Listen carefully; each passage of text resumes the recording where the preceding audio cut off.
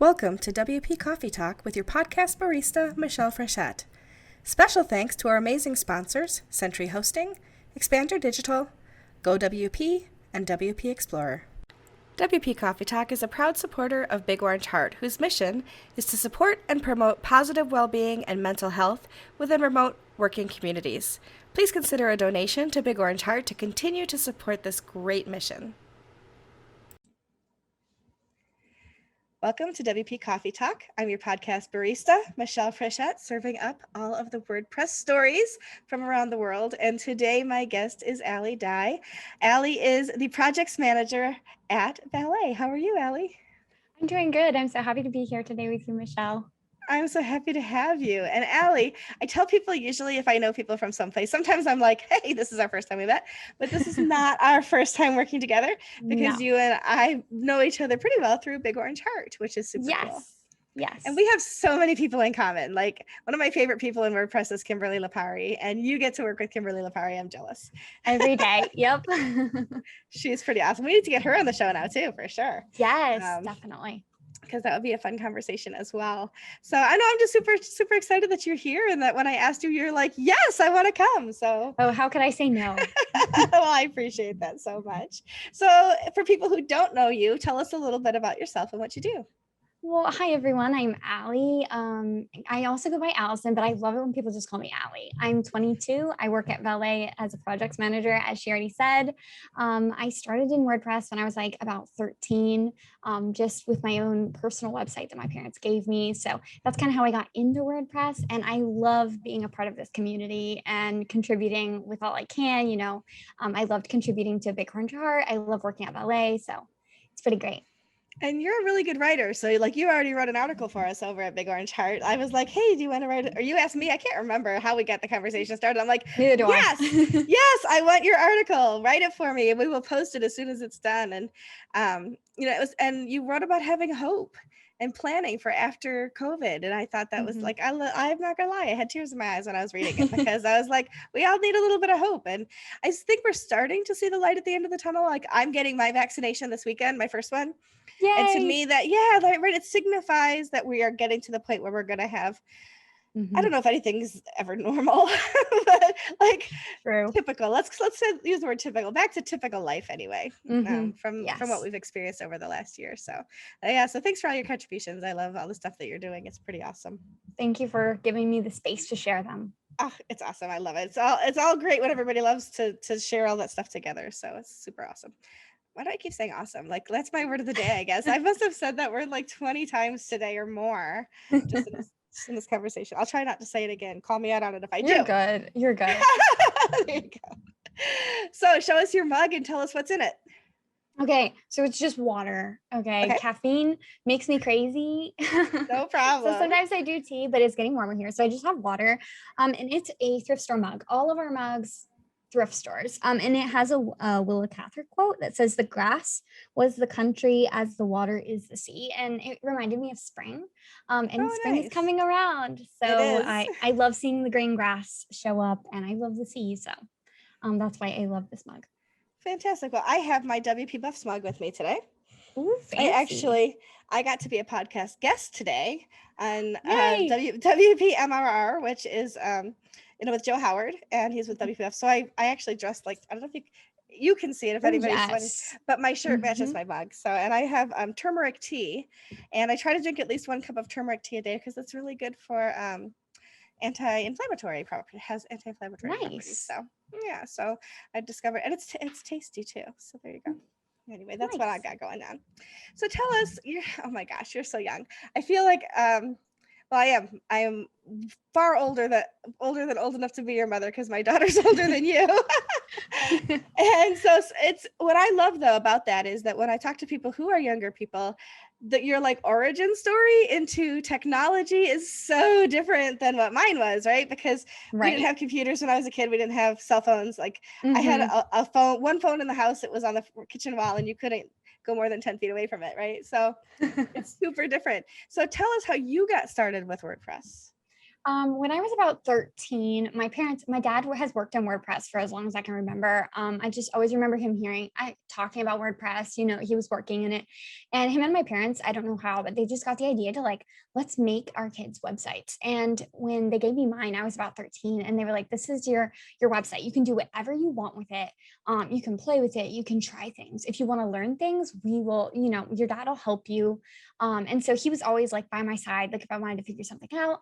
And I loved it. It was my space, right? And it was private, so no one could see it. So it was just like I was able to create this world for myself, which I loved. And as much as like the technical stuff was like, oh, that is cool, I never really latched on to like learning the behind the scenes. What I loved most was the space where I had to write about my life. It was almost like a journal for me. And it was a way to just I grew up with chronic incurable illness, and it's always been a place where I can grab control when I feel like my story is out of control. Just being able to tell what's happening, it doesn't mean I'm controlling my life story. It just means I have the control, the power to tell it, even if it's to no one. So that's how I got started. And it's just all kind of, stair-stepped from there. That's amazing. I love that. I love that your parents were forward thinking in the way that we're like, not only just going to give you tools, but we're going to show you how to use them, and not just like, oh, here's a calculator, or here's, a Game Boy, or, whatever, but it's like specifically, here's tools that can grow with you and that can actually make a difference in your life. And that is so cool. Yes. I'm forever awesome. Grateful. Yeah. I'll say it's fantastic instead. Yeah, that really is amazing. Not every parent thinks that way, and to kind of put those things out there for you, and then for you not only to go like, oh, that's cool, but to embrace it and turn it into a career. So kudos to you. That's pretty awesome. I said it again. So you weren't somebody that wanted to go into coding necessarily, but you are somebody who sees websites all the time. Yes. And I really value the importance of them, because I see how they give not just people, but businesses, organizations, nonprofits, they give you this space on the internet, which is huge and loud and chaotic, right? It gives you your space and you can control it. And algorithms, what you put on your website, you get to put there, right? It's not like social media. So I value the importance of it a lot. Yeah, like you said, you can't necessarily control what happens in your life, but you control the narrative that's out there about it. Yes. And that's super important. Absolutely.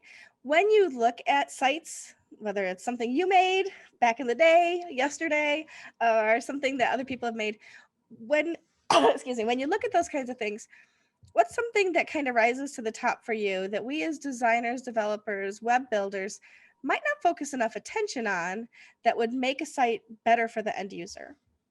What I see is often helpful is when someone is needing a website built for them, right?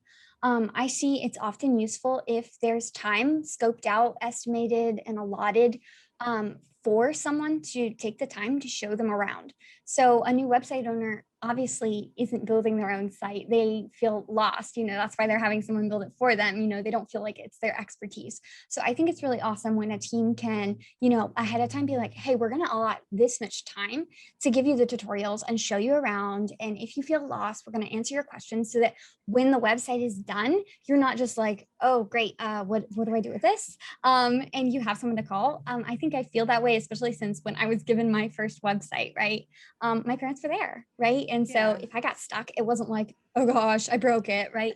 It was like, there was this. So I think that's really cool when a team can allot that much time so that the client, knows what they've just been given. So it's almost like you've given them a car. They kind of know how to drive it, but now you've taught them how to maintain it as well, right? Like this is where the gas goes, and this is where the oil goes, and this is how you pay attention. That's actually pretty cool. And I think I agree. So, there's so many sites out there that just kind of languish. Somebody builds it, it sits there, and like I always say, show me a website that's done and I'll show you a website that's out of date already, because by tomorrow there's things that we should be looking at and kind of tweaking and things like that, right? So yeah, super important. And you're the only person that's ever said that, so I like that. What's something that you wish you had known earlier in WordPress that you've learned since that might have made things a little bit easier along the way? I think it would have, I think that I was pretty well prepared because my dad from the beginning was like, you don't have to know everything. And so I think that really started me off well. Like, I think some people get started in it and they're like, well, great, this is really hard. And I don't know every single detail about everything. Mm-hmm. And I think that I got that great news from the beginning. Like, it's okay if you don't know something, there's Google, there's resources for you. And so I feel like I was given an advantage that some people don't have, right? Mm-hmm. Like, it's okay that we don't know everything from right off the bat. We're all allowed to, say, I don't know, or ask questions. Absolutely. I do that still now on the regular, right? Because who can know everything? And so we all have our strengths and weaknesses. We all have our pockets of knowledge. And what I love about the WordPress community is how we share that with one another. Mm-hmm. Super cool. I'm constantly turning to Twitter and Slack to get information about things that I don't necessarily know. So you've been to WordCamps and meetups and things like that? Never.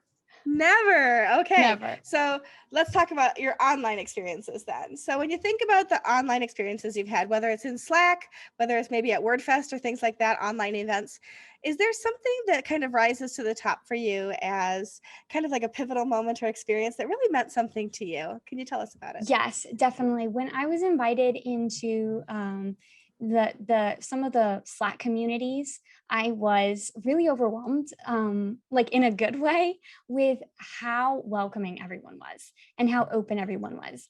And I'll never forget when I realized that there was a Slack channel called #Spoonies in a Bighorn Chart Slack, and just the relief that I felt that I wasn't the only one who struggles with illness and also, works in tech. I don't know. I think that somehow just not seeing the people behind the screens had me believing that, everybody was, great and didn't have these other side struggles. And so I think that channel really, really, really just made me feel so welcomed and like seen, because there's other people who are battling with daily pain and fatigue and doing this online work.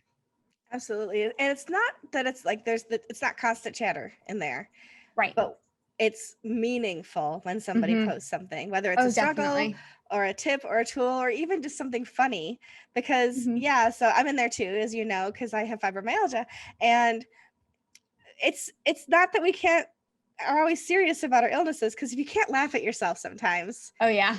right? I mean, I don't even know what the rest of that sentence is, but if you can't laugh at yourself, then it almost feels like all hope is lost, right? So you have to have a sense of humor about certain things, even when like it hurts to roll over in bed sometimes. It's like, and and you live alone. I live alone. It's like, I wish there was somebody here to just kind of flip me and tell me I'm done, kind of thing, right? So you can laugh about it, but yeah, the things that we post in there and the things that we were able to share with one another, I think really are meaningful.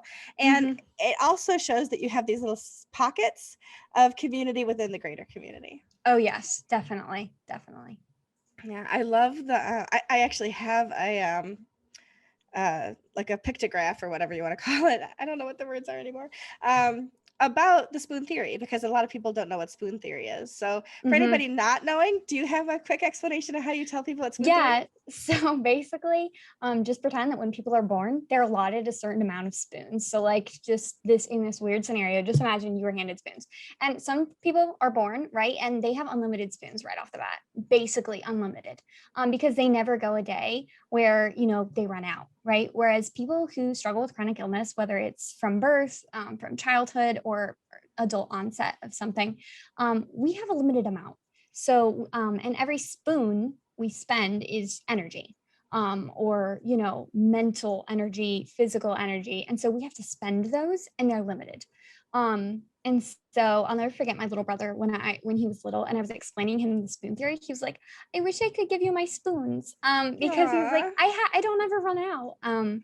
And so it's just a way of like kind of visualize just what it's like to have that limited energy and be like, okay, I'm going to take a shower. That's a spoon. I'm going to cook a meal. That's going to be 3 spoons. And then, so I think I explained it okay. Absolutely. And sometimes, let's say you have 12 spoons for the day, you could actually use them up by noon and like, okay, now what? Yeah. How am I going to get through the rest of this day? And the idea, you can borrow tomorrow's spoons, but that puts you at an even bigger deficit. So yeah. So to be a spoonie is to be somebody who struggles with the idea of this energy and pain that go hand in hand, because it isn't just about being tired, it's also about hurting. Yeah. So Yeah. yeah, for sure. So do you want to talk a little bit about what put you in the Spoonie category? I don't ever want to ask more information than you're willing to share, but you have talked about some of it publicly before. Yes. Otherwise I wouldn't ask.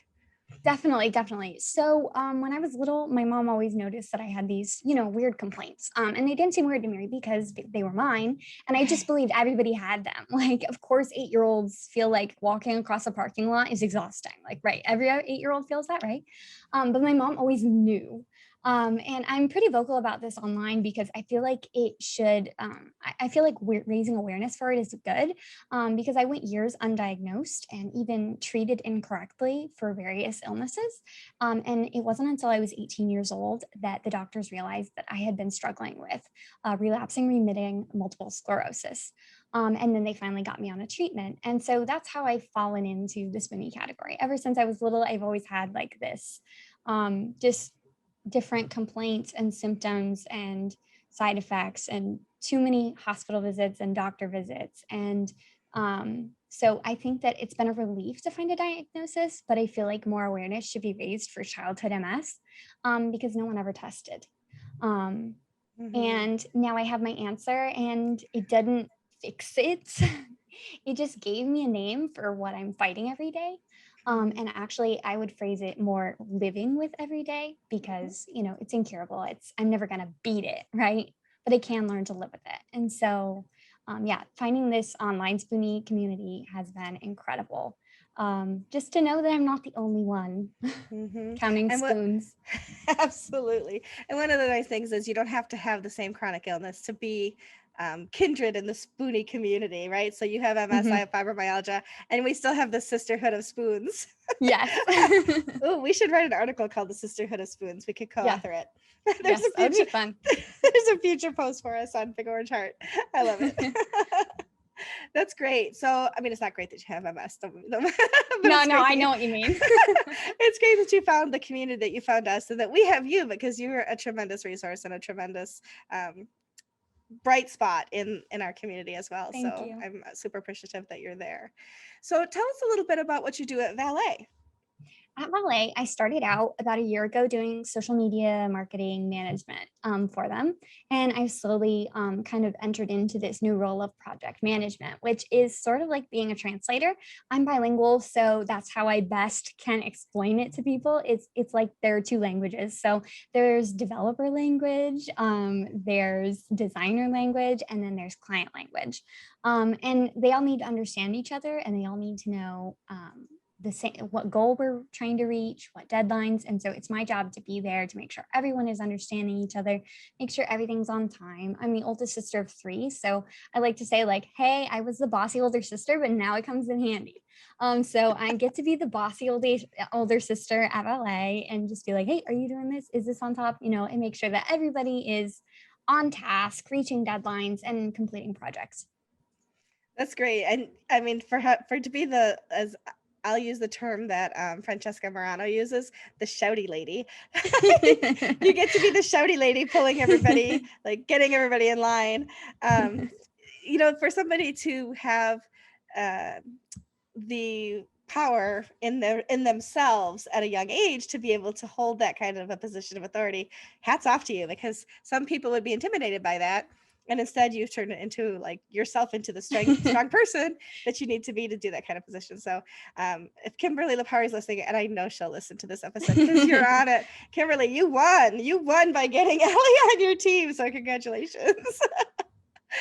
Tell us a little bit about, what, like the article that you wrote for Big Orange Heart. I absolutely loved it. I was super happy to put it out in the community several times, tag you in it, because of the idea of the hope. And I loved the story that that happened to you to help you find the hope. So tell us a little bit about that.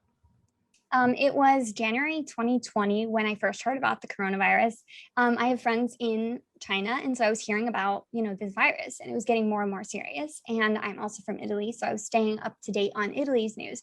And I just, throughout the beginning of 2020, was watching this coronavirus pandemic unfold, right? And I just felt it getting closer and closer.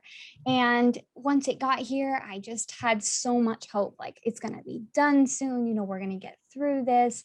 And things just kept spiraling in a negative way. And I started losing more and more hope.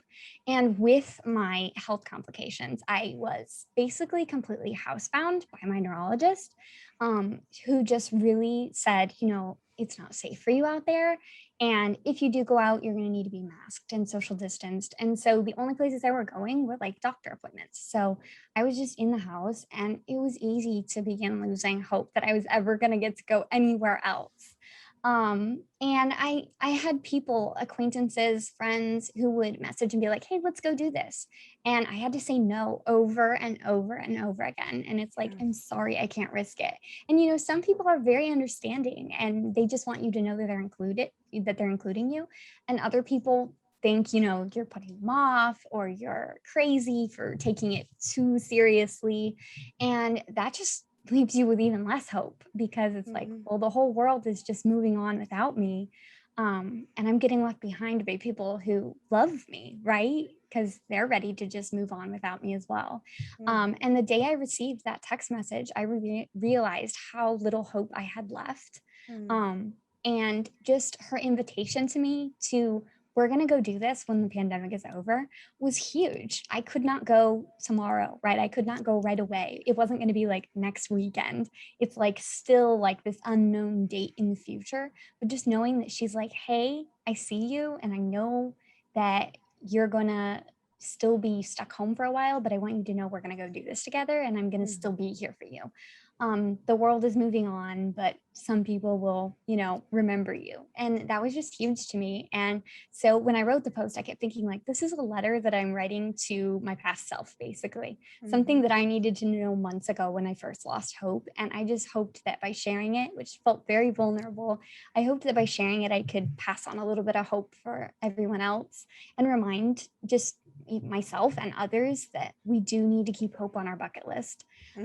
Because there are people out there that, if you're housebound and you're not going anywhere, they're going to be waiting for you, and they're going to be there for you, and you're going to get to do different things again, and you're not just going to be stuck. So that was my hope with it. It's interesting that you said that when you wrote it, you felt vulnerable, because I read it and I saw your strength. And so it's interesting that from our own perspectives, you can put yourself out there and it feels like you're in a vulnerable position. And I believe you that it does feel vulnerable, but other people look at that and go, oh my gosh, she's so strong to be able to look at the situation and think so positively about it. So for what it's worth, it may have felt vulnerable to you, but I saw the strength in you when you wrote Thank you. Of Thank course. you. I appreciate it. Absolutely. And now I don't know I can't remember. I think you have some other articles up your sleeve too. So I know that as you have time, you're going to contribute more to the blog. Definitely. And I'm very excited to see what else you create for us to put out there for you with your name on it under the big orange heart logo. So that'll be super cool. Yes. Very nice. I had something else in my head and now I can't remember what it was. So I'm going to jump into our rapid fire questions. How does that sound? Sounds great. Awesome. As I always say, I will ask them rapidly. Take as much time as you need to answer them. Okay. First question. What are 2 or 3 must-have plugins that you would recommend to somebody building their own website? Must-have plugin, Yoast. I'm a little bit into SEO. I've tried to learn a little bit about it. I'm no expert or anything, but it does really fascinate me because it has to do with words. And yes. I recommend that plugin. Just, it's the best. Free even, like, let's say, you don't have the money to pay premium, even the free is really good. So that is one that I would definitely recommend. I can't think of any others at the moment, but definitely that one. I love that too, because so my favorite thing, yes, of course, it's the SEO part of it.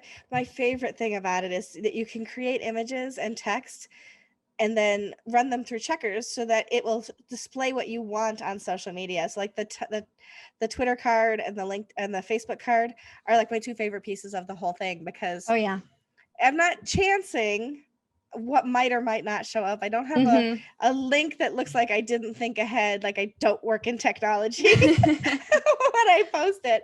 And that makes me super happy. And so just the fact that that's included in the free version, like, oh my gosh, it's incredible. Marika was on the show last year. I had her, on an episode of WP Coffee Talk where she got to talk about how it all works and the team and the stuff there. And I just have tons of respect for how much they put out into the community and give away. I think it's phenomenal. It is. It really is. For sure. Yeah.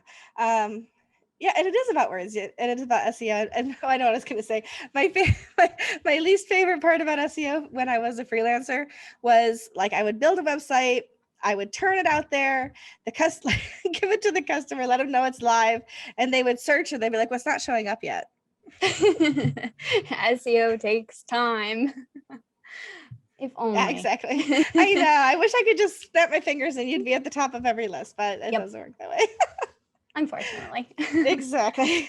At any point in your WordPress journey, have you had a mentor? And if let's say other than your dad, because I know your dad was there the whole way, but either somebody who was officially a mentor or somebody who you kind of looked up to and wanted to emulate and kind of took you under their wing. And who was it? It was definitely Kimberly, because I came into the role of working at Ballet, just like, I don't know a ton, right? And she's just championed me that I do know, do know stuff. And she's just continued to encourage me and she's allowed me to just learn and take chances and make mistakes and learn from those. And it has given me just so much support and encouragement and inspiration along the way that I wouldn't be where I am without her. So I'm very grateful to her. She's pretty awesome. Last year when COVID started, Ryan Kinney and I decided we would have a quarantine karaoke on the internet, which was just a riot because you can't really sing with somebody. Like if we tried to sing, because the way microphones pick up sound and it trades back and forth and stuff. So, but we had this quarantine karaoke, and Kimberly and her kids came to quarantine karaoke, and her kids were so cute. It was so fun. I have a lot of respect for her. Who, other than Kimberly, other than your dad, so I keep taking people off the table for you. That's fine. Who is somebody there's so many good people, absolutely. Yeah, there are. Who's somebody in the WordPress community that you admire and why?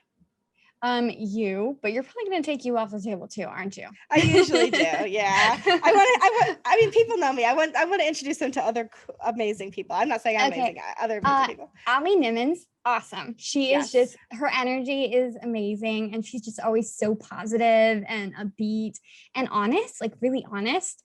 So Allie Nimmons, and also we share a name. So yeah, of course. I also really admire Francesca Marano. There's not a ton of people that I meet that know both my languages, so it would be awesome to meet her one day. We'll have to make that happen. So yeah, those are a couple that are off the top of my head, but the community is so incredibly welcoming and awesome. Oh, Kate DeRosia, and Topher, they're awesome as well.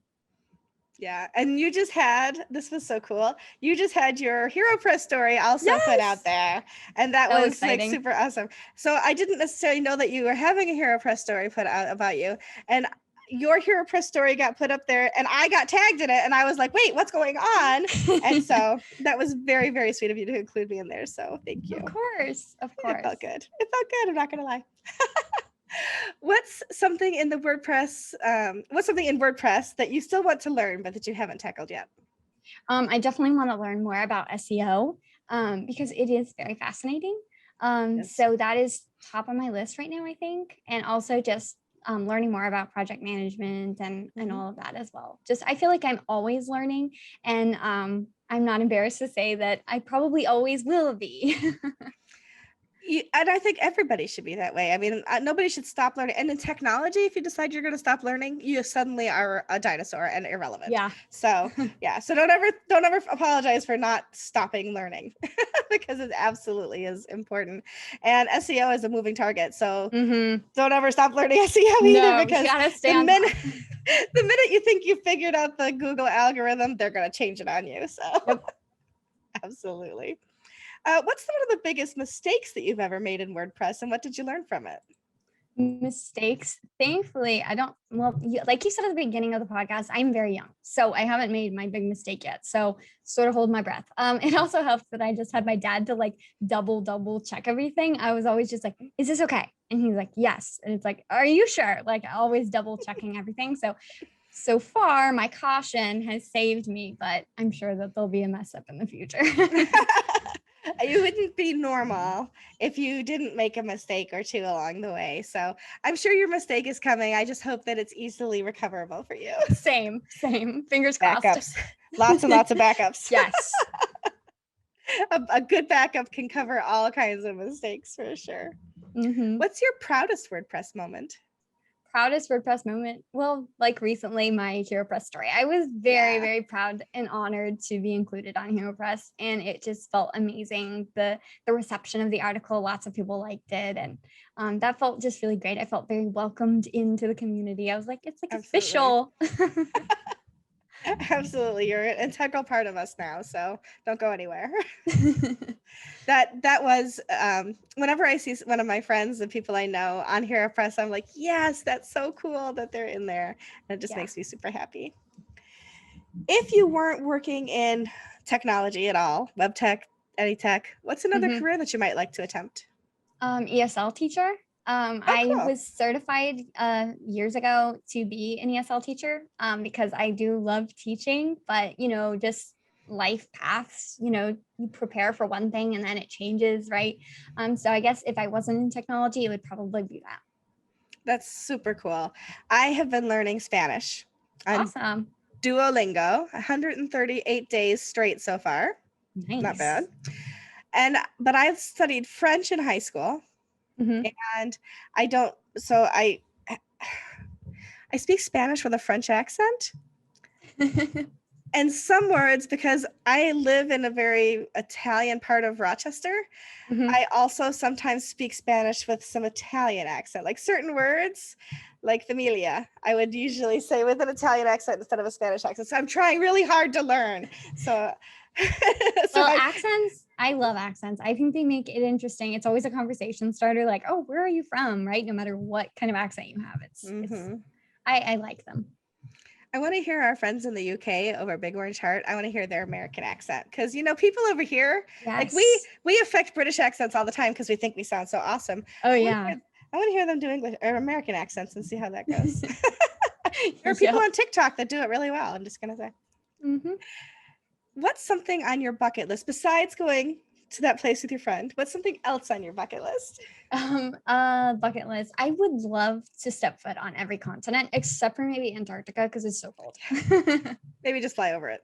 Yeah, just be like, okay, I was here. I was talking to somebody, they're like, oh, but there's so many penguins and stuff. I'm like, no, there aren't any penguins in Antarctica. There's like nothing there. There's like scientists. Yeah. Scientists in heavy coats. That's right. Because it's freezing there for sure. That's the only continent that I haven't interviewed somebody from yet. Ooh. So I'm hoping Matt Mullen might go there next year. He said if he goes there, we'll try to set it up so I can interview him while he's in Antarctica. So that'd be awesome. That would be pretty cool for sure. Show us, this is one of my favorite questions. Show us or tell us about a hidden talent that you have that the rest of the WordPress community might not be aware of. Hidden talent. And remember, they're mostly hidden to us because most of us don't know each other that well. I would say I sing a ton. Nice. And so I sing all the time, like all the time. Shower, driving, cooking, just all the time. So that's hidden now on purpose. Do you sing in Italian too? Yeah. That's cool. When I was in college, I studied voice. And so I would sing, but part of the requirement was to sing in a foreign language, but I can't roll an R. I'm tongue tied. So I can't do that. And so they would sing the song Caro Mia Ben, or I can't remember. It's so long ago. It's 20-something years ago. It's 30-something years ago. Who am I tongue? But I can't roll an R. So like I would get in trouble all the time. So that's when I said, well, I'm going to sing in French because you don't have to roll an R in French. There you go. But sometime I'll have to hear you sing. I would love that. I'm not asking you to do it today, though. Thank you. Yeah. Is there anything else you'd like to share with us today before we sign off and get all of your contact details? I'm just so grateful to have been with you today. This was so much fun. It totally made my day. And I'm just so grateful for all the WordPress community. So if you're in the community, thank you to everybody. Absolutely. And, I'm just excited that you are part of our community too, and that you share of yourself so freely. If I can, I remembered it was something I wanted to point out. You also have been helping out with Valet through Women's History Month. Yes. Yeah. So tell us a little bit, before I let you go, tell us a little bit about that, because it is Women's History Month. I know it won't be Women's History Month when this hits, the web, but tell us about what you're doing in Valet right now for that. So basically, I got the idea to kind of showcase women who are making history right now, because I knew that a lot of people would be sharing, history, women's history, which is amazing and incredible. And you should definitely read up on our history, right? But I was like, what about the people who are making history right now? Maybe they don't even feel like it because it's just so small. And I know I definitely feel that way. It's like, well, what am I doing to make history? But we are making history. And so it was just really, really fun actually to just contact like tons and tons and just share the little interview survey with so many women in the community. And I was like, oh my gosh, there's not enough days in March to include everyone, which was the disappointing part because there's only 31 days. But Right. it was so much fun to just, I asked, my favorite question was, what would you tell your past self? And just all of the different responses. And I think they can be applied to lots of different people. So I hope that everyone reading will find inspiration and encouragement and new heroes to follow who are making history right now as we speak. So that was super fun. And how do people find all of those? So if they go to the Valet Twitter, what is the handle for that? It's it's at WP Valet. So if you just go to our Twitter account, it's up there it's a pinned tweet. So you can just scroll down the thread. I love it. And read all the stories. And I promise you, every woman that you asked felt honored to be asked. I'm so glad. It's not something that we get asked to do very often. And so like when you asked me, I was like, me? You want to know from me? And I was like, I blushed. And like I told my colleagues here in the office, I was like, oh my God, they want to know from me, So it was so exciting. I'm so glad. It made my day. Absolutely. Good. It made mine too. So thank you for including me for sure. How do people find you on the web? Do you have a blog they can follow? Do you have a Twitter handle they can follow? Give us some information. Twitter handle is at Allie Dye, just lowercase Allie Dye, one word. On Instagram, you can also follow me at Sono Allie. So it's SONO Allie. That's on Instagram. And I don't have a blog or website yet, but maybe that is coming. So sneak peek. Ooh, that would be fun. I would love to read it if you do put it out there. And if anybody's listening or even watching, go to WPCoffeeTalk.com, look for Allie's episode, and all of those links will be in the show notes. So if you didn't have to memorize them, I promise you they're out there. We'll get you hooked up if you're looking to connect with Allie at all. Allie, thank you so much for being here with me today. You are such a bright spot of any day, and I'm so glad to have connected with you today. Thank you so much for having me. This is a blast. It's my pleasure entirely. So if you want to hook up with Allie somewhere online, find her on Twitter, find her on Instagram.